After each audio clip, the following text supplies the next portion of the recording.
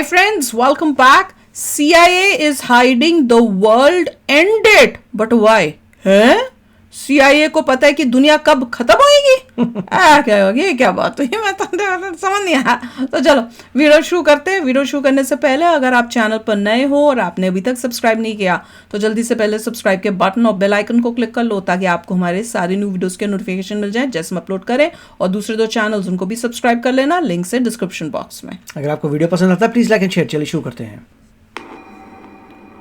US के central intelligence agency ने अपने ऑफिशियल साइट पर the Adam and Eve story नाम की एक काफी कंट्रोवर्शियल किताब को पब्लिश किया। इस बुक में ये साफ साफ लिखा है कि बहुत ही जल्द पृथ्वी पर इतना बड़ा बाढ़ आने वाला है कि वो पूरे दुनिया को अपने चपेट में ले लेगी और नतीजा अनदर मास एक्सटिंक्शन, जिसमें इंसानी प्रजाति का अंत निश्चित है। यस, 6th मास एक्सटिंक्शन का प्रेडिक्शन किया हुआ है। Now before we move ahead, मुझे एक बात यहाँ पर क्लियर करनी है। यहाँ पर इस चीज के बारे में सुनकर ऑलरेडी मेरी ऑडियंस में दो मानसिकताओं का बंटवारा हो जाएगा। एक मानसिकता वाले लोग होंगे जो कि ये बिलीव करेंगे कि ये भविष्यवाणी बिल्कुल सही है और ऐसे प्रेडिक्शंस होते हैं, और बहुत सारी मे बी धर्म के किताबों में या फिर मिस्टिक्स द्वारा, फिलोसोफर्स द्वारा अक्सर किए गए हैं। बट देन अगेन यहाँ पर दूसरे नजरिए वाले लोग भी होंगे जो ये सोचेंगे कि यार ये कोई कॉन्स्पिरेसी थियरी तो नहीं है, ये रैशनल, इसका एक्सप्लेनेशन क्या है वो मुझे बताओ। अरे ग्लोबल वार्मिंग हो तो रही है। वीडियो में आज हम इसी खोज में निकलेंगे एविडेंसेस के कि कैसे 50 से 60 साल पुरानी बुक ये प्रेडिक्शन आखिर कर सकती है। क्या ये सच है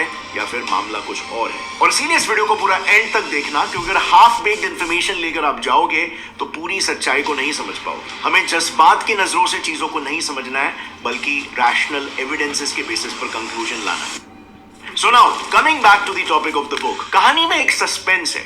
बुक ने 6th मास एक्सटिंक्शन प्रेडिक्ट कर रखा था और अमेरिका के CIA को इस बुक और इसमें लिखे फ्लड्स की भनक आज से 50 साल पहले ही लग चुकी थी, लेकिन उन्होंने बड़े ही चालाकी से इसके प्रोडक्शन और पब्लिकेशन को ही रोक दिया ताकि कोई भी ये किताब ना पढ़ सके। पर सवाल आता है कि आखिर क्यों?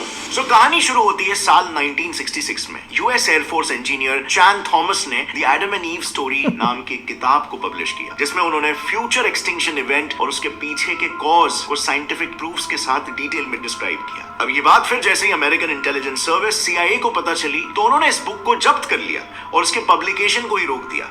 ऐसा इसीलिए क्योंकि उस वक्त यूएस की जनता में क्यूबन मिसाइल क्राइसिस की वजह से एक डर का माहौल फैल चुका था और वो नहीं चाहते थे कि इस बुक की वजह से उनमें और ज्यादा डर बढ़े और लोगों में एक सोशल अनरेस्ट क्रिएट हो। एक्चुअली साल 1962 में क्यूबा के टेक ओवर करने के बाद अमेरिकन एजेंडा को फेल करने के लिए रशिया ने क्यूबन बॉर्डर्स पर अपने न्यूक्लियर वेपन्स को डिप्लॉय किए, जिसके नतीजे में यूएस रशिया के बीच में टेंशंस बढ़ गए थे, जिससे लोग घबरा गए। अब ऐसे सिचुएशन में चैन थॉमस की किताब सिचुएशन को और ज्यादा बिगाड़ देती और इसीलिए CIA ने इसे पब्लिक नहीं होने दिया। लेकिन जैसे ये क्राइसिस खत्म हुआ उसके 50 साल बाद 2013 में फ्रीडम ऑफ इंफॉर्मेशन एक्ट के तहत उन्हें ये बुक पब्लिश करनी पड़ी। और फिर जैसे ये बुक मार्केट में आई, उसे पढ़कर लोगों की रातों की नींद उड़ गई। बेसिकली इस किताब में चैन थॉमस ने अलग अलग माइथोलॉजिकल स्टोरीज के सिमिलर पैटर्न्स को रिकॉग्नाइज किया और फिर उन पैटर्न्स को आर्कियोलॉजिकल एविडेंसेस की मदद से प्रूफ करने की कोशिश की थी। उनके मुताबिक बड़े बड़े कल्चर्स में जितने भी फ्लड्स की कहानियां लिखी गई है वो कोई इमेजिनेशन नहीं है और जल्दी वो रियलिटी फिर एक बार दोहराने वाली है। अब आई नो आप लोग सोच रहे होंगे कि माइथोलॉजिकल स्टोरीज पर इतना बड़ा स्टेटमेंट आप कैसे बेस कर सकते हो और फिर उसे साइंस से जोड़ना काफी फार फेच्ड कॉन्सेप्ट है। वेल, मुझे भी शुरुआत में बिल्कुल ऐसा ही लगा और इसीलिए जब मैंने इन सभी कहानियों को पढ़ा और चैन थॉमस के एविडेंसेस की जांच पड़ताल की तब आई वाज रियली शॉक्ड। सच में सभी कल्चर्स में सेम ही कहानी को अलग अलग तरीकों से बयां किया गया था। सबसे पहले अगर मैं बाइबल में लिखे गए नोआज आर्क की कहानी की बात करूं तो उसमें भगवान ने पृथ्वी से बुराई को खत्म करके अच्छाई को जन्म देने के लिए एक बाढ़ लाने का फैसला किया था। पर इसके पहले उन्होंने नेक दिल नोआ को एक शिप दी और उस शिप में अपने परिवार और दुनिया के हर एक जोड़े को बिठाने के लिए कहा ताकि पृथ्वी इस बाढ़ के बाद फिर एक बार फल फूल सके। अब जरा यहाँ पर गेस करो ये कहानी किससे मिलती जुलती है? वेल यस, अगर आप एक हिंदू हो तो भगवान विष्णु के पहले अवतार मत्स्य अवतार की कहानी से। इसमें भी मत्स्य अवतार ने मनु नाम के एक राजा को एक जहाज बनाकर ऐसे ही कुछ लोग और जानवर को बाढ़ से बचाने के लिए कहा था। So you see a close association. But चलो दो कल्चर्स में एक जैसी कहानी का होना एक इत्तेफाक हो सकता है, बट अगर आप बात करोगे अभी बेबीलोनियंस का गिलगमेश, सुमेरियन डायनेस्टी के ज़ेयुसुद्र, चाइना का गुन्यू फ्लड, ग्रीक्स का ड्यूकैलियन और ऐसे 40 अलग अलग कल्चर्स में सेम कैटास्ट्रोफिक इवेंट्स का जिक्र, इत्तेफाक हो सकता है क्या? और शायद थॉमस को भी यही लगा होगा, और इसीलिए जब उन्होंने इन सभी कहानियों की टाइमलाइंस निकाली तब उन्होंने ये देखा कि ये सभी डिजास्टर्स करीब 7000 से 9000 साल पहले ही हुए। अब जैसे ही उन्हें एक टाइमलाइन मिली, उन्होंने इस टाइमलाइन के हिसाब से आर्कियोलॉजिकल एविडेंसेस ढूंढना शुरू किया, और इस सर्च के दौरान सरप्राइजिंगली उन्हें 2 ऐसे सिविलाइजेशंस मिले जो इन्हीं फ्लड्स की वजह से तबाह हो गए थे। वेल, फेमस ग्रीक फिलोसोफर प्लेटो ने अपने 2 बुक्स टिमियस और क्रिटियस में करीब 9000 साल पहले नॉर्थ अटलांटिक ओशन में स्थित एटलांटिस नाम के एक एडवांस सिविलाइजेशन का जिक्र किया था, जो किसी वजह से पानी में डूब गया था। इस सिविलाइजेशन की एक वियर्ड बात यह थी कि ये पानी में कुछ ऐसे कॉन्सेंट्रिक सर्कल्स में बसा हुआ था, जिसे उस वक्त डिजाइन कर पाना ऑलमोस्ट इम्पॉसिबल था, और इसीलिए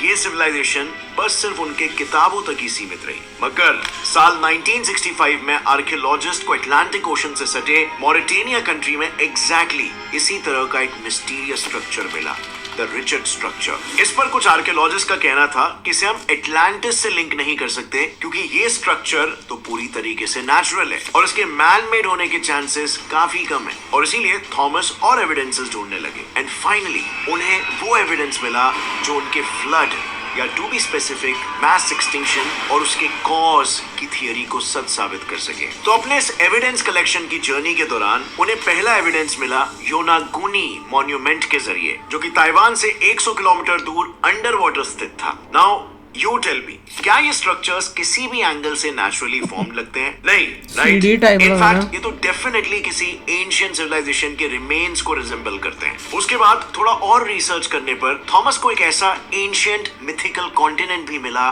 द लैंड ऑफ मू, जो ईस्ट के फिलीपींस से लेकर वेस्ट के ईस्टर आइलैंड्स तक और नॉर्थ के हवाई से लेकर साउथ के कुक आइलैंड्स तक फैला हुआ था। इस कॉन्टिनेंट के वेस्टर्न कॉर्नर ईस्टर आइलैंड्स पर उन्हें ऐसे स्ट्रक्चर्स मिले जिन्हें वो मोआई स्टैच्यूज कहने लगे। ये मोआई स्टैच्यूज कुछ ऐसे जमीन में सबमर्ज्ड हालत में सबसे पहले डिस्कवर हुए थे, जिसके बाद उन्होंने इसे एक्सट्रैक्ट किया और उन्हें स्टडी करने लगे। रिसर्च करने पर उन्हें यह पता चला कि ये स्टैच्यूज पानी के भारी फोर्स की वजह से जमीन में धंस गए थे और साथ ही काफी इरोड भी हो गए थे। इसके साथ ही इन स्टैच्यूज को बनाने वाली लोकल रापा नुई कम्युनिटी को भी उन्होंने स्टडी किया और देखा कि ऑस्ट्रेलिया के एबोरिजिनीज और अमेरिका के रेड इंडियंस कम्युनिटी से काफी हद तक मैच कर रहे थे। अब इन 2 अंडर वाटर सिविलाइजेशंस के जरिए थॉमस को ये यकीन हो गया था कि फ्लड से होने वाला एक्सटिंक्शन कोई माइथोलॉजिकल इवेंट नहीं बल्कि रियल लाइफ इंसिडेंट ही था। लेकिन इतने बड़े मैसिव फ्लड के ट्रिगर होने का रीजन अभी भी अनक्लियर था। सो उन्होंने एक नई थियरी पेश की,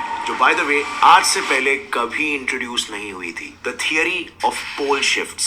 बेसिकली चैन थॉमस के मुताबिक मैसिव फ्लड्स के ट्रिगर होने के पीछे का रीजन है पृथ्वी के पोलर रीजन्स और दूसरे लैंड मासेस का शिफ्ट हो जाना। इसे ऐसे समझते हैं, मान लो आप एक गाड़ी चला रहे हो और आपके सामने वाली गाड़ी अचानक से रुक गई, तो दोनों गाड़ियों के मोशन में होने वाले डिफरेंस की वजह से दोनों की टक्कर हो जाएगी, राइट? सेम लॉजिक यहाँ पर भी अप्लाई करता है। पृथ्वी अपने एक्सिस पर रोटेट करती है, जिसके नतीजे में सभी लैंड मासेस, ओशियंस, एटमॉस्फेयर भी रोटेट करता है। तो लैंड मासेस के मोशन में जब सडन चेंज आएगा, तब ओशंस का उनसे फोर्सफुली टकराना बिल्कुल तय है, जिसका सीधा मतलब है फ्लड्स। अब इस हाइपोथेसिस को सच प्रूफ करने के लिए थॉमस ने पोलर रीजन्स की टाइमलाइन को स्टडी की। तब उन्हें साइबेरिया में ऐसे मैमथ फॉसिल्स का डेटा मिला जिनकी मौत इंस्टेंट फ्रीज के कारण हुई थी, और क्योंकि साइबेरिया प्रेजेंट नॉर्थ पोल से कुछ 6500 किलोमीटर दूर है, तो ऐसा तभी हो सकता है जब पास्ट में साइबेरिया पोल के करीब हुआ होगा। इसके साथ ही उन्हें एंटार्क्टिका में इक्वेटर पर पाए जाने वाले प्लांट्स लाइक ग्लोसोप्टेरिस के फॉसिल्स भी मिले, जिससे ये प्रूव हुआ कि एंटार्क्टिका इससे पहले पोल्स पर सिचुएटेड नहीं था। तो ये सारे एविडेंसेस पोल शिफ्ट के डायरेक्शन में ही पॉइंट आउट कर रहे थे, लेकिन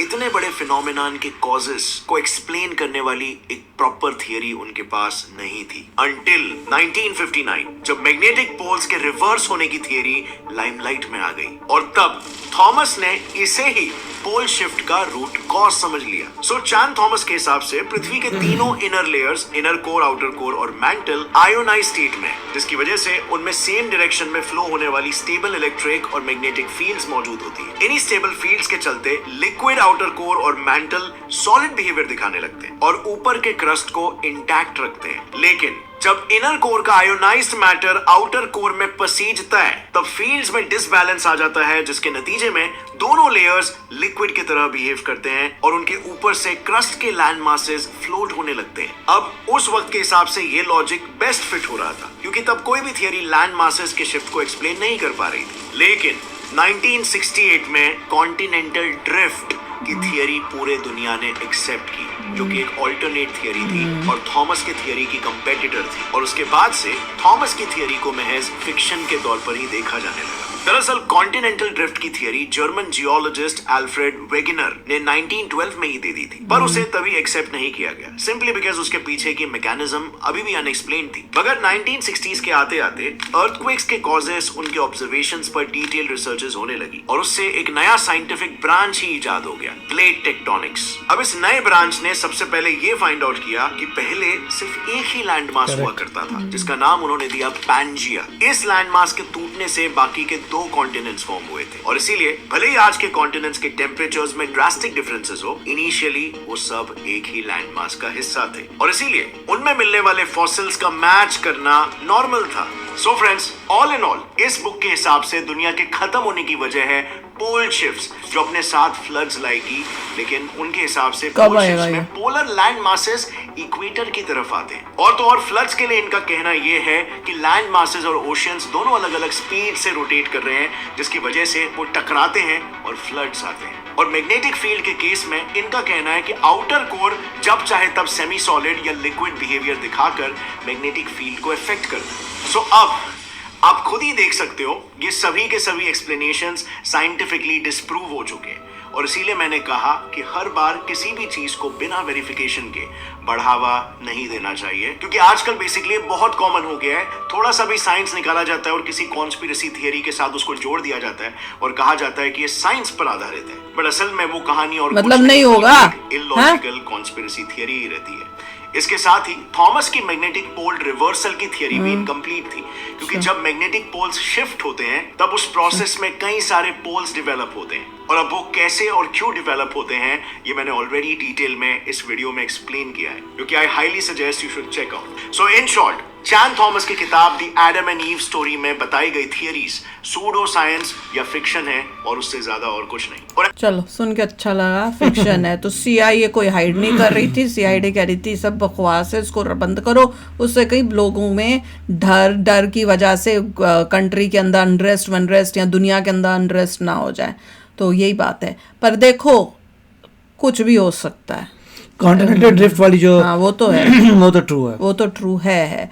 और अगर जैसे ग्लोबल वार्मिंग भी हो रही है और उसकी वजह से अगर सारे जो स्नो है वो मेल्ट होई तो ऑब्वियसली, और ये भी हमको पता है कि कई जगहों पे जो है कुछ सालों के अंदर जो वो जगह है वो पानी में डूबेगी, है ना, वो भी हमें पता है। श्रीलंका भी हमने सुना है कि श्रीलंका भी डूबेगा, सब होगा, तो करेंगे, पानी का लेवल ऊपर आएगा और जो एरियाज सी के साथ हैं वो डूबेंगे, there is no doubt in that. Exactly. तो अगर हम अपने आप को नहीं ठीक करते और नेचर के साथ जो है रहने की जगह नेचर के अगेंस्ट काम नहीं करें, रोक लें अपने आप को, तो बच सकते हैं, नहीं तो इवेंचुअली तो हालात तो उसी इंडिया तरफ के है। पास बहुत सारा कोस्टल एरिया है, हाँ तो लैंड जो है लॉस भी हो सकता है। एग्जैक्टली, वो तो पता ही है हमें, वो तो दिख भी रहा है। तो चलो यार, आप भी शेयर करना अपने थॉट्स। वैसे मैं थोड़ी देर पहले डर ही गई थी, मैंने कहा पता नहीं कब होने वाला है, पर एनीवे एंड में बता दिया कि ऐसा कुछ है नहीं, थ्योरीज जो है उसमें थोड़ा सा साइंस डाल दिया, वो डाल दिया, वो कर दिया।